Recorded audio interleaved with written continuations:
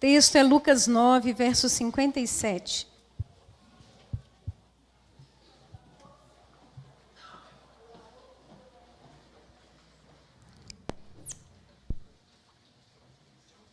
Amém?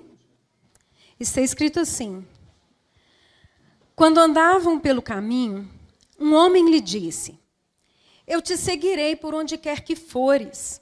Jesus respondeu: as raposas têm suas tocas e as aves dos céus têm seus ninhos. Mas o Filho do Homem não tem onde repousar a cabeça. A outro disse: siga-me. Mas o homem respondeu: Senhor, deixa-me primeiro sepultar meu pai. Jesus lhe disse: deixe que os mortos sepultem os seus próprios mortos. Você, porém, vai e proclame o reino de Deus. Ainda outro lhe disse: vou seguir-te, Senhor, mas deixa-me primeiro voltar e me despedir da minha família. Jesus respondeu: ninguém que põe a mão no arado e olha para trás é apto para o reino de Deus. Amém? Você pode se sentar. Então, esse texto de Lucas, ele conta para nós a história de 3 homens que anunciaram a intenção de seguir a Jesus.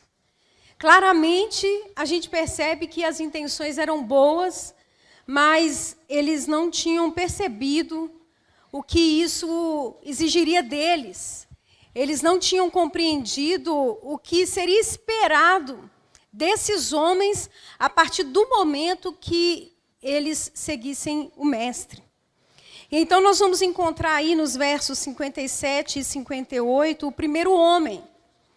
Ele aqui expressa a sua disposição para seguir, né? O texto diz, ele fala bem assim para o Senhor: te seguirei por onde quer que fores. Olha só que bonito, né? Senhor, te seguirei por onde quer que fores.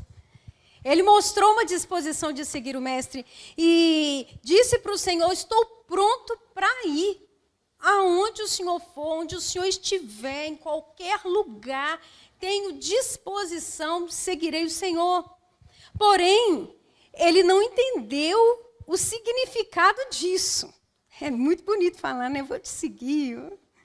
Uma vez uma pessoa comentou assim: é fácil andar com Jesus no peito. Difícil é ter peito para andar com Jesus. Então, você vestiu uma blusa, Jesus é lindo, né?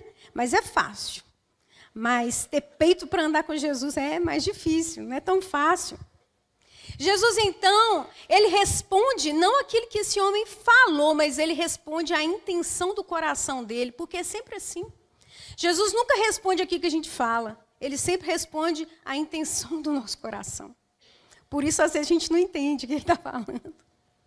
As pessoas, talvez, perto nem entendessem que Jesus respondeu para ele. Não, eu não entendi, ele falou o que queria e ele...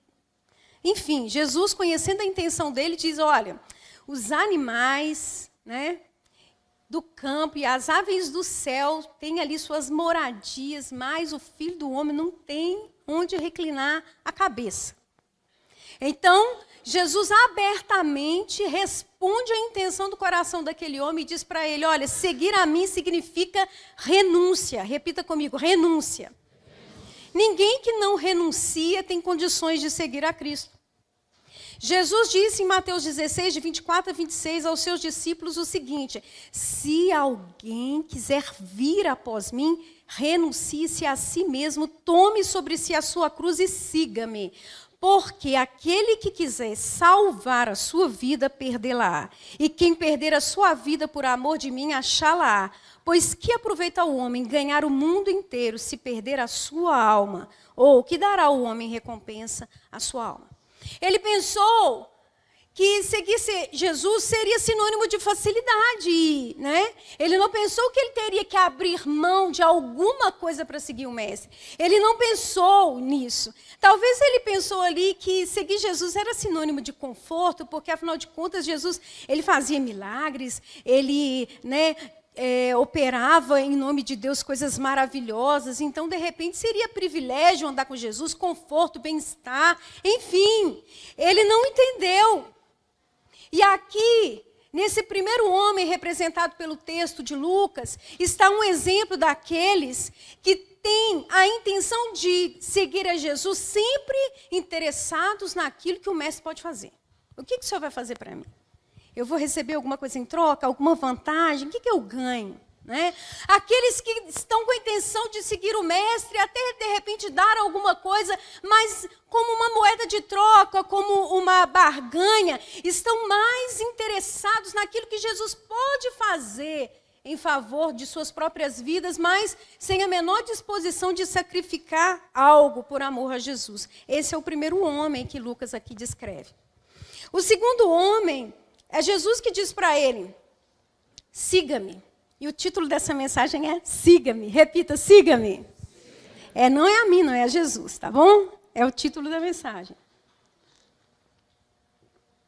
O segundo homem recebeu esse convite de Jesus. Mas olha só, Jesus olha para ele, imagine Jesus olhando para você. Olha, te vendo, te enxergando, e disse assim: eu te quero. Você é meu. Eu quero você para mim. Não quero você distante, longe. Não quero viver sem te ver. Vem para mim, eu te quero, anda comigo. Olha que proposta maravilhosa e irrecusável. Jesus olha para aquele homem, pensa no olhar de Jesus para aquele homem. E dizendo para ele: siga-me. E ele responde para Jesus assim: Senhor, deixa-me primeiro sepultar meu pai. Olha só o que ele diz. Jesus diz para ele: siga-me, e ele diz: primeiro, ou seja, ele aqui já começa a estabelecer a ordem de prioridade. Jesus não é bem assim, não. Te seguir, né? Eu fico assim lisonjeada, agradecida até pelo Senhor ter, né, esse desejo de me chamar para te seguir, mas primeiro, ou seja, ele tem a sua ordem de prioridade. Deixa-me primeiro sepultar os meus pais. E aqui, novamente, Lucas dá o exemplo de um homem que não entende o que significa seguir a Jesus. Nada, ninguém pode ocupar um lugar acima do Senhor para aquele que o segue. O discípulo busca, em primeiro lugar, o quê? O reino de Deus e a sua e as demais coisas serão acrescentadas. Olha só, Paulo diz a Timóteo em 2 Timóteo 2, 3 e 4 o seguinte: suporte comigo sofrimentos, como um bom soldado de Cristo Jesus. Nenhum soldado se deixa envolver pelos negócios da vida civil, já que deseja agradar aquele que o alistou. O segundo homem diz para Jesus assim: tá, tudo bem, mas primeiro, Jesus, eu tenho prioridades. Primeiro, deixa-me sepultar o meu pai. É claro que o pai desse homem não estava morto, irmãos, porque se tivesse morto, nem ali ele estava. Ele estava cuidando das coisas do sepultamento do pai. Ele não estava dizendo assim: Jesus morreu agora, peraí, segura que eu vou ali, já volto. É o tempo de enterrar meu pai, estou voltando. Não é essa a questão. O fato é que ficar em casa até que o pai morresse era sinônimo de espera. Ele queria esperar. Bem típico daquelas pessoas que dizem assim: não, um dia eu vou seguir Jesus. Um dia. Mal sabendo se um dia virá. Quem somos nós para saber se vamos estar vivos daqui a pouco, ou mesmo amanhã? Nós não temos essa condição, mas existem pessoas que elas dizem assim: não, primeiro eu vou trabalhar, vou me aposentar, primeiro eu vou educar meus filhos, primeiro, e aqui está um homem, um exemplo de um homem que tem muitas prioridades na vida e o Senhor não é a prioridade na vida.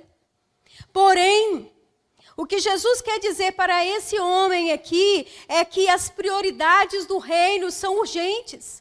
O que ele está querendo dizer para esse homem aqui é que as necessidades do reino de Deus não podem ser adiadas. As exigências do reino de Deus são mais urgentes do que qualquer exigência que qualquer um de nós venha ter. Um homem, ele usou as responsabilidades com a família que ele tinha, né, como desvio, como desculpa, como pretexto para procrastinar, para adiar uma decisão importante.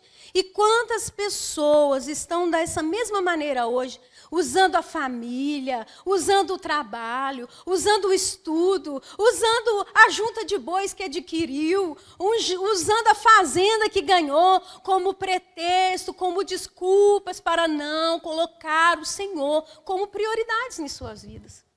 Sabe, uma vez eu ouvi o pastor Jorge Linhares contando que um jovem pediu muito, muito a Deus uma moto. E ele orava ao Senhor: Deus, me dá uma moto, se eu ganhar essa moto, eu vou estar mais presente aos cultos, vou ter condição de estar mais na igreja. E o Senhor deu para ele a moto e nunca mais ele voltou. Sabe o que acontece? Muitas vezes o que nos afasta daquilo mais excelente são as boas coisas que Deus nos dá.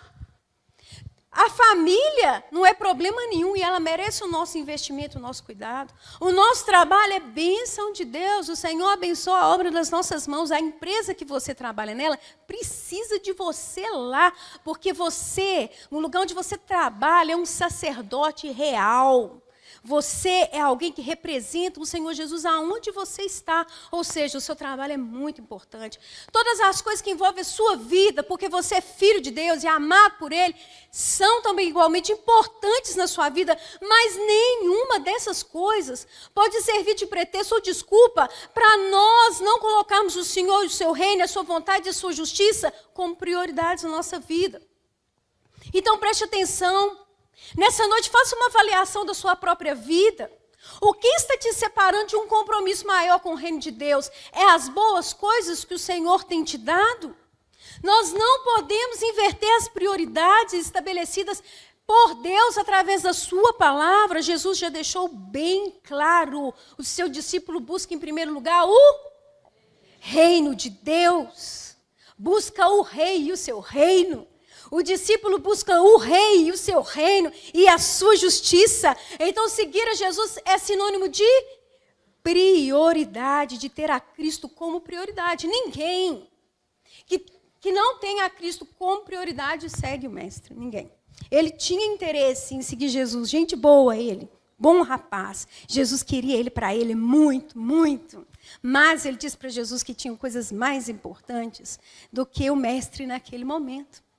O terceiro homem, né, ele diz: vou te seguir, Senhor, vou te seguir. Talvez ele ali olhando aqueles outros, né, um já tomou bomba, né, falou: vou te seguir. O Senhor deu uma resposta que todo mundo ficou no ar: e vai seguir ou não vai? O que está acontecendo? O que Jesus está dizendo ali? O outro, né, que Jesus chamou, olha, esse aí vai sepultar o pai primeiro, né? Então, Senhor, eu vou te seguir. O terceiro: vou seguir o Senhor. E a resposta dele foi a seguinte. O Senhor disse, né? Segue-me. E ele disse: eu vou seguir o Senhor, mas primeiro, olha só, né? Mas, olha o que diz o texto. Vou te seguir. Estou pronto. Vou seguir-te, Senhor. Olha só. Vou seguir-te, Senhor, mas deixa-me primeiro. Olha só, as palavras Senhor e mais simplesmente não se encaixam. Não tem ajuste nas palavras Senhor e mais. Senhor é dono de tudo. Senhor é aquele que manda. Senhor é aquele que faz o que Ele quiser. E Ele diz Senhor e mais e Senhor. Não, sabe, não existe. As palavras Senhor e mais simplesmente não se encaixam. Ele é Senhor. E não pode existir no nosso vocabulário, e nem muito menos no nosso coração, um sentimento em relação a Ele que tenha restrição mais. Porque se existe dentro do nosso coração um mais para o nosso Senhor, é porque Ele não é Senhor. É simples assim, infelizmente, essa é a verdade. Se existe mais, se existem condições, se existem restrições, Ele não manda. Não manda, Ele não é Senhor, Ele não é dono, não é. Vocês entendem? Amém? Mais e Senhor não se encaixam. Ele é Senhor. A palavra do Senhor diz, né? É fácil, muito fácil usar a expressão Senhor, Senhor. É até bonito falar Senhor, Senhor.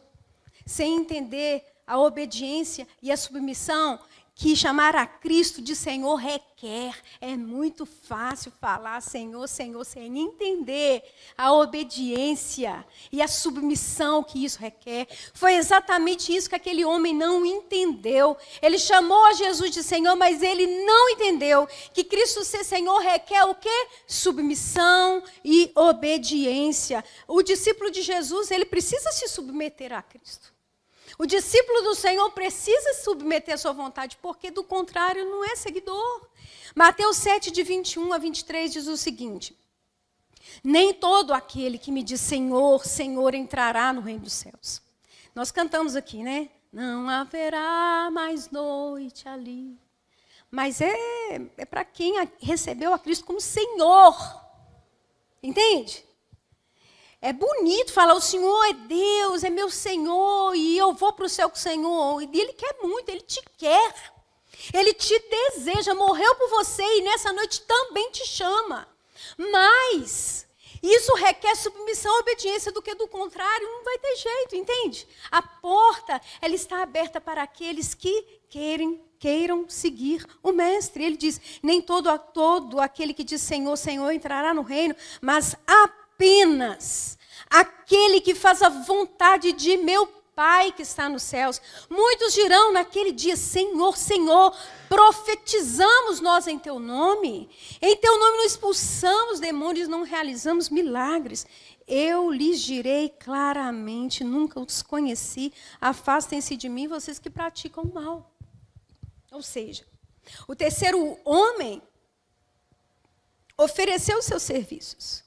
Né? Ele disse, Senhor, eu vou te seguir, mas primeiro deixa-me voltar e despedir da minha família. Ele ofereceu os serviços ao Senhor, mas queria despedir-se dos de casa. E isso parece justo, não é? Poxa vida, vai seguir o Senhor Jesus, não sabe nem para onde que ele vai, não pode nem voltar para casa e despedir do povo dele. Mas o que Jesus viu ali não foi um desejo de voltar para casa e despedir dos seus, de dizer, olha, conheci um caminho excelente. Como aquela mulher samaritana que voltou à cidade e foi contando para todo mundo que tinha encontrado aquele que era o Salvador. E disse, venham comigo, encontrei aquele que é o Cristo. Não, o que Jesus viu ali foi uma relutância em seguir ao Mestre. Foi uma dificuldade em dar um passo decisivo. Ele escolheu a família como um pretexto para dizer para Jesus que ele não estava pronto naquele momento para segui-lo.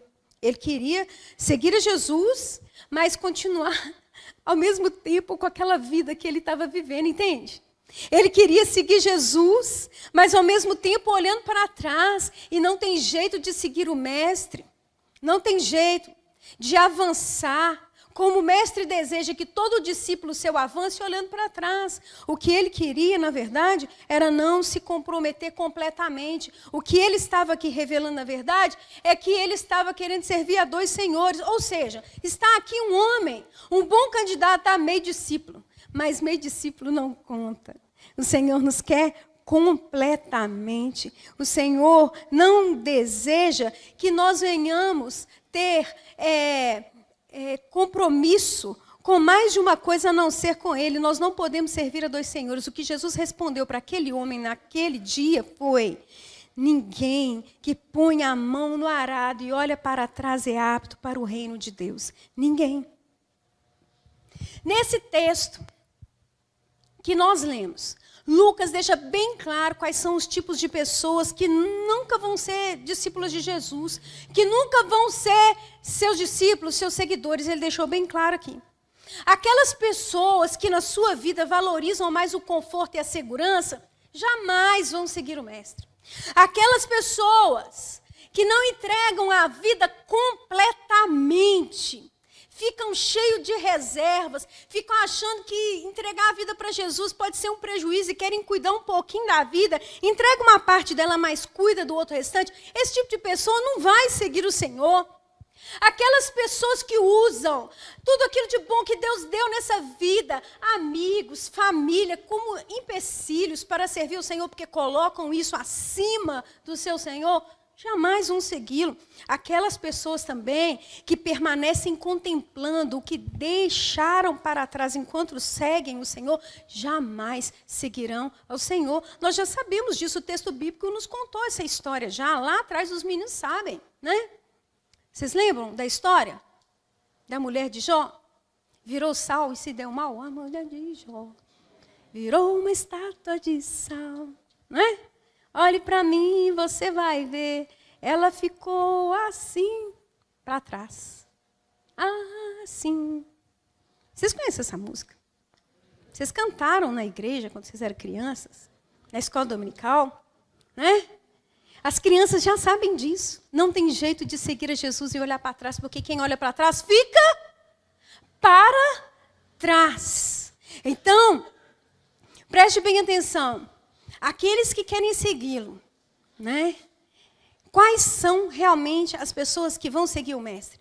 O Lucas também responde. Sabe quais são as pessoas? As que fazem exatamente o oposto dessas aqui. Aquelas pessoas que não buscam o Senhor com o objetivo de lucrar ou ganhar algo. Elas estão dispostas a entregar suas vidas? Essas pessoas vão ser discípulos e vão com ele até o fim. E não haverá mais noite ali. Elas vão atravessar o Rio Azul, vai pisar na rua, se ela é de ouro, de cristal, não sei.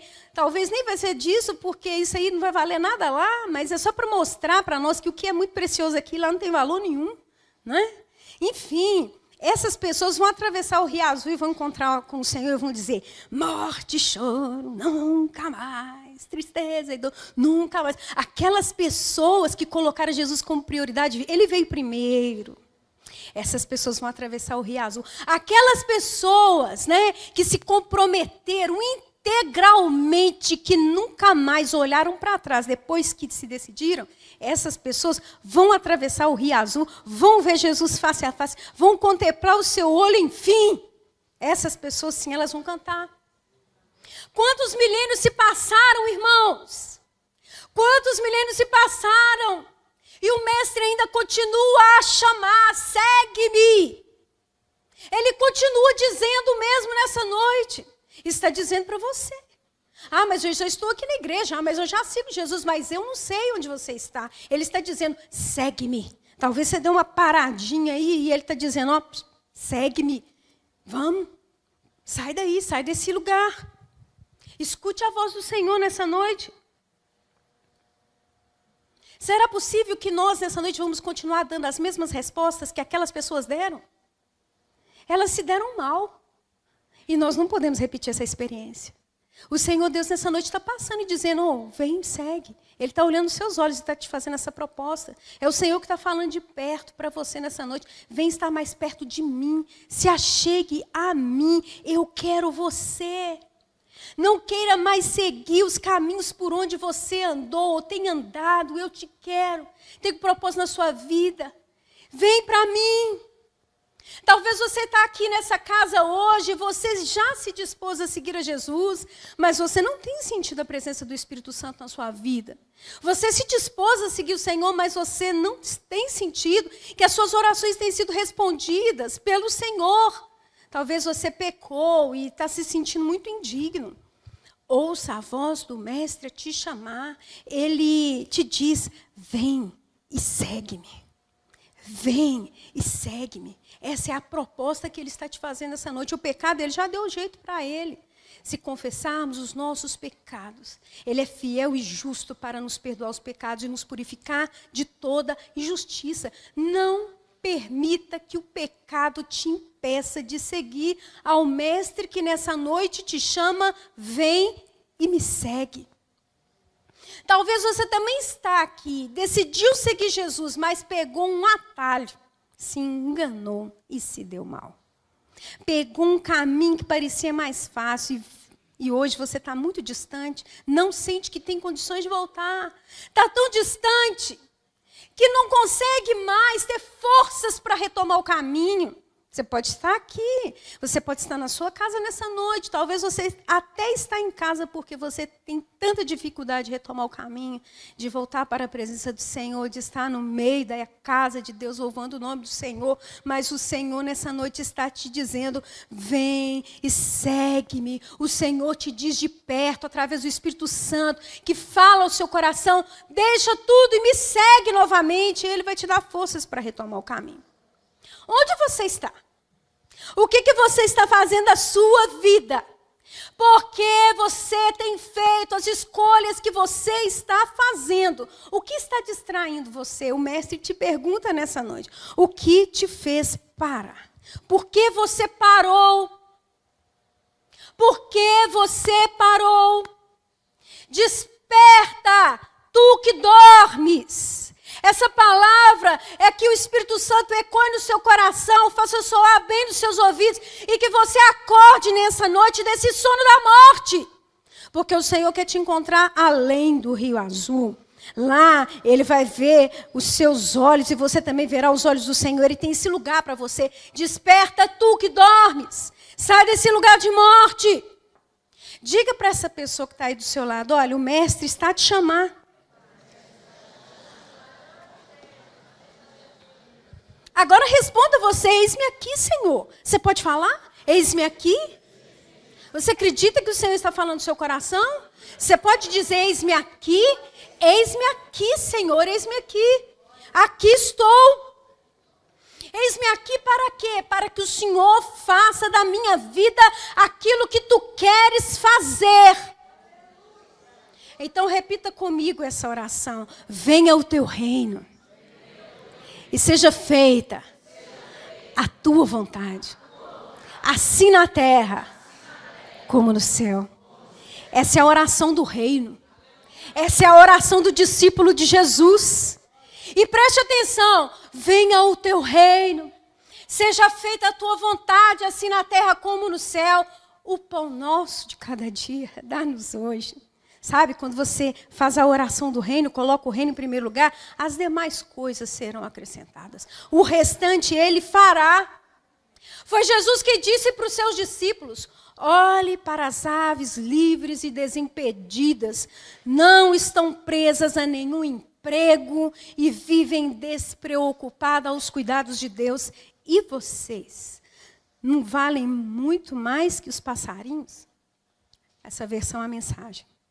Se Deus dá tanta atenção à aparência das flores do campo, e muitas delas nem são vistas, não acham que Ele irá cuidar de vocês, ter prazer em vocês e fazer o melhor por vocês? Quem tem a coragem de fazer a oração do reino nessa noite?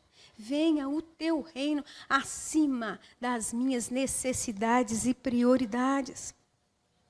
Pode até mesmo parecer uma irresponsabilidade, mas os discípulos de Jesus, eles, quando ouviram o mestre chamar, eles deixaram tudo e imediatamente o seguiram. Pode pensar, você, pode parecer uma irresponsabilidade, mas foi isso que eles fizeram. Eles deixaram tudo. Ah, mas a minha vida não está lá tão legal assim para ir seguir Jesus, não. Estou achando que está meio estragado, está meio ruim. Eu estou tentando dar uma consertada para ir, assumir. Olha, deixa eu te dizer. Se você se sente indigno de seguir o mestre, mesmo assim, ele te chama, segue-me. Ele te chama como você está. Mas ele não vai te deixar como você está. Essa obra é ele que vai fazer, não é você.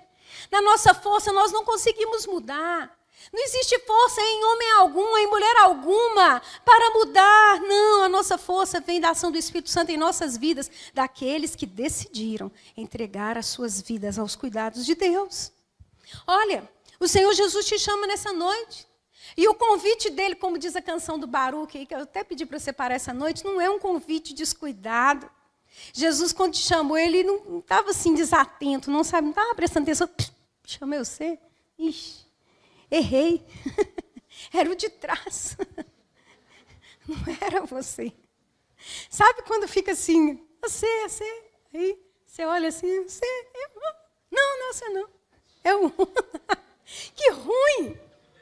Mas ele não está errando o alvo, não é você mesmo que está me ouvindo nessa noite, que segue a Jesus há muito tempo, que segue a Jesus há pouco tempo, que segue o Jesus deu uma paradinha, que está começando a voltar devagarzinho, que nunca pensou no que significa seguir ao Mestre. É você mesmo. E o convite não é descuidado, não é desatento, não é impensado, não é gentileza, não é educação. Ele te chama.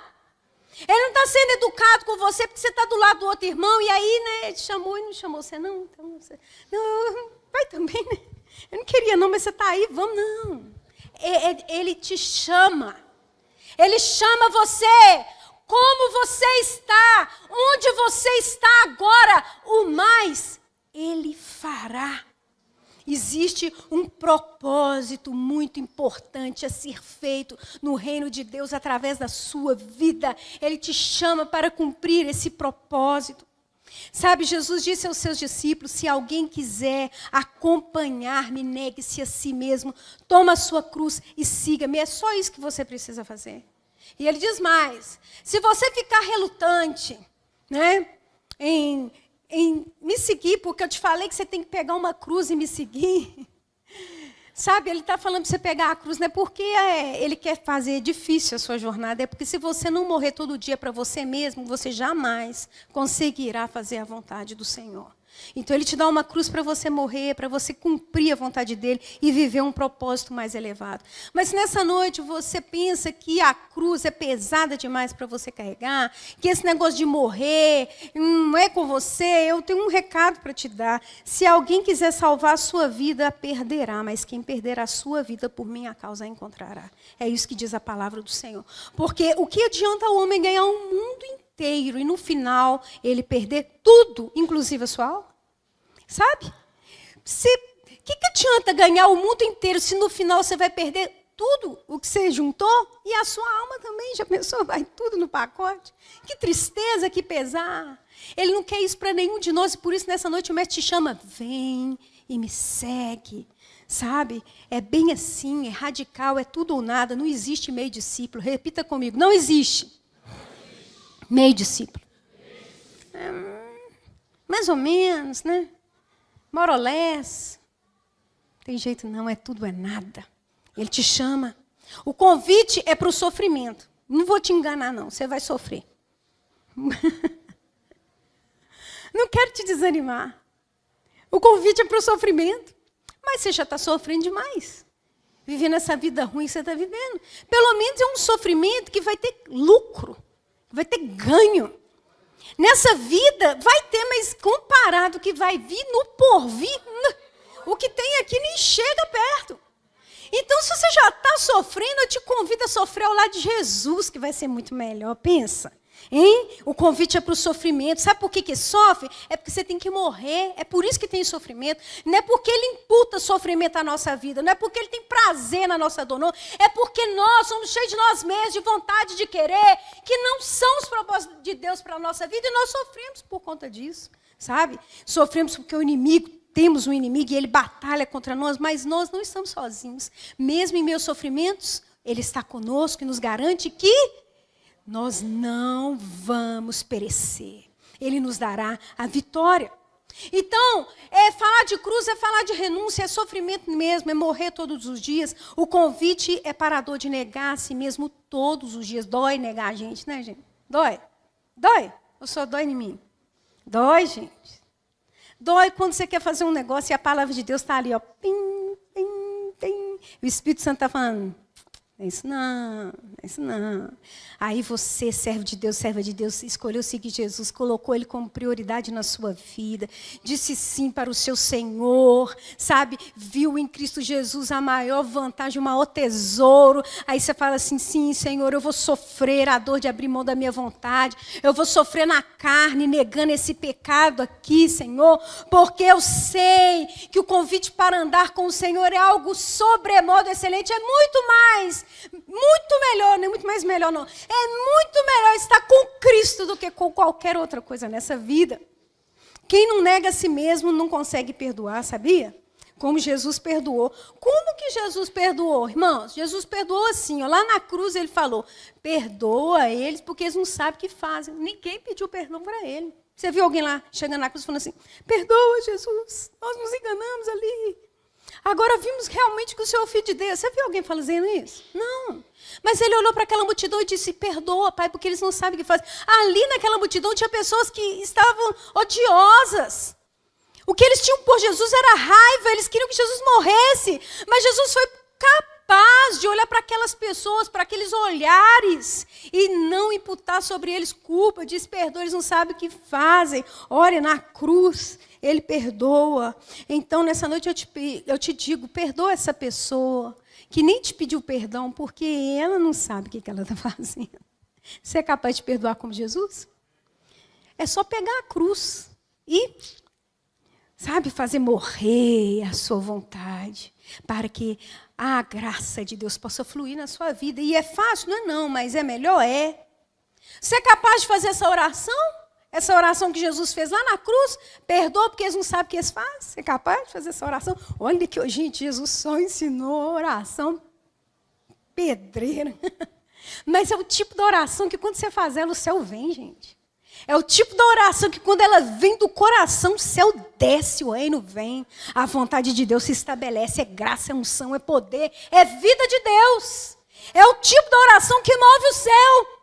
Então, se você não negar a si mesmo, se você não tomar a sua cruz, você não seguirá o Mestre em seu ensino.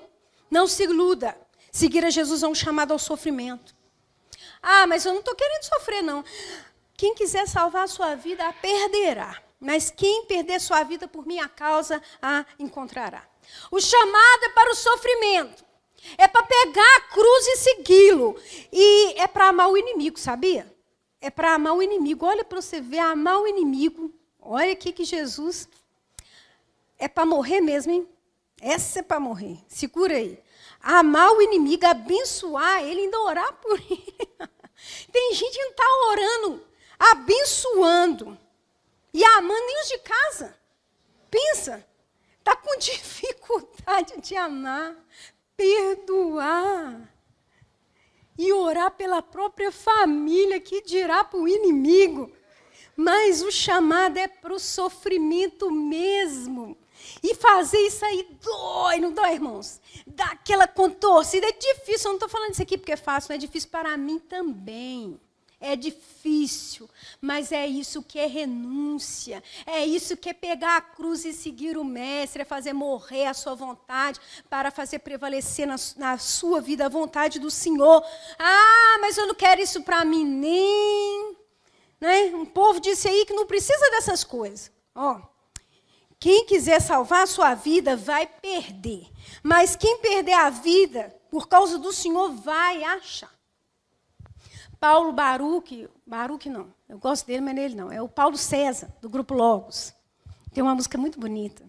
Ele diz assim, quando Jesus chamou o meu coração, ele não fez um convite descuidado ou impensado.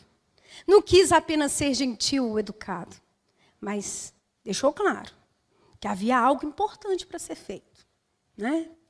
Mas para que esse algo eu conhecesse, era preciso andar junto com ele. Mas para andar junto com ele tem que pegar o quê? A cruz. E era necessário andar, né? Pensar os seus pensamentos. E amar as pessoas como ele amou. E conhecer bem de perto a dor e os vales mais profundos. Pensa. Se nós orarmos primeiro, irmãos, venha o teu reino e seja feita a tua vontade. Sabe? O pão nosso de cada dia nos será dado. Se nós orarmos, venha o teu reino e seja feita a tua vontade, todas as demais coisas nos serão dadas como acréscimo. Ninguém vive de acréscimo. Acréscimo é o que não faz falta. Isso é a proporção da bênção de Deus na vida daquele que o coloca em primeiro lugar. Eu não sei qual a sua necessidade nessa noite. Talvez ela é física, uma cura. Sabe? Talvez ela é na sua alma. Existe aí, sabe, uma solidão, uma angústia, uma tristeza, um vazio tão profundo. Eu não sei qual é a sua necessidade. Talvez é dinheiro, você está duro, liso e lese, como diz o povo. Né? Tá difícil.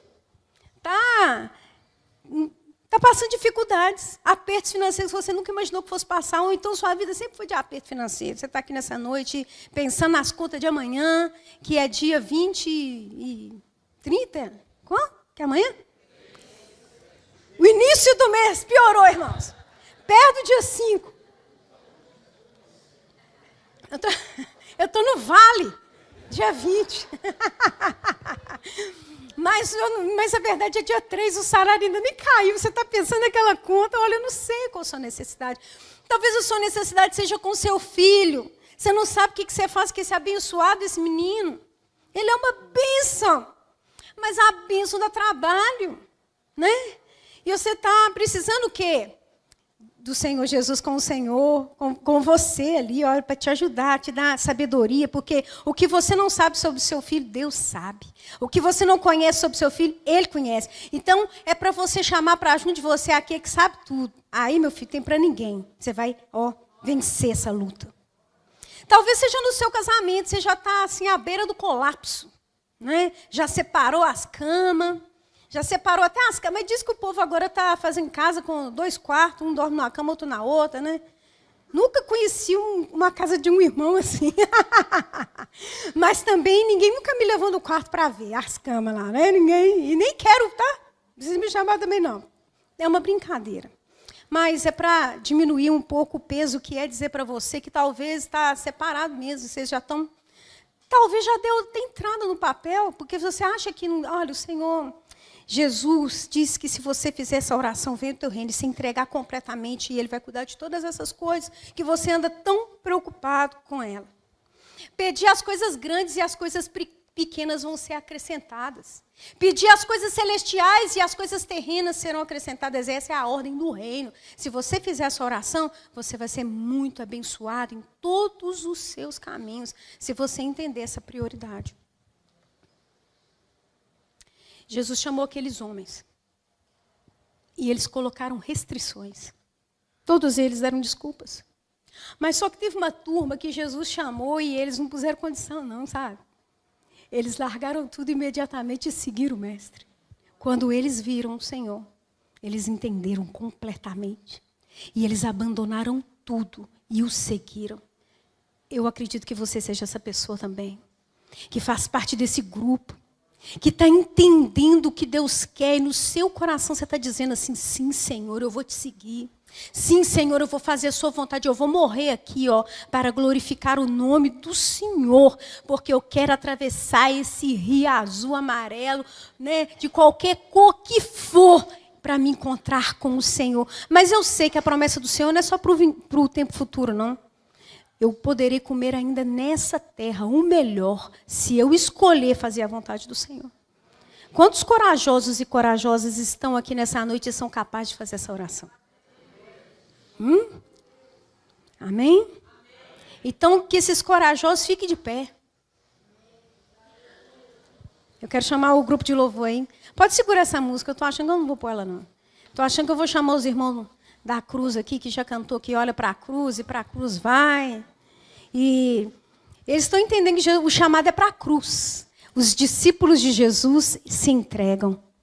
Eles entenderam que o chamado é para a cruz, é para a renúncia, e eles vão. Eles deixaram tudo para trás. Esses discípulos estão aqui nessa noite? É você? Então feche seus olhos e diga, Senhor, sou eu. Tem alguma coisa que te prende? Tem alguma coisa que está servindo de restrição? Talvez é uma bênção que Deus te deu e hoje está servindo de impedimento. O Mestre está te chamando para mais perto. Olha aqui, está vendo essas nuvens? O céu é o meu lugar. E é para lá que eu vou. E é para lá que eu vou. Eu vou para o céu, irmãos. E eu vou trazer o céu para a terra também. Porque enquanto eu não vou para lá, Jesus, Ele vem ao nosso encontro. Transformar a nossa vida num céu. Porque céu é aonde Deus está.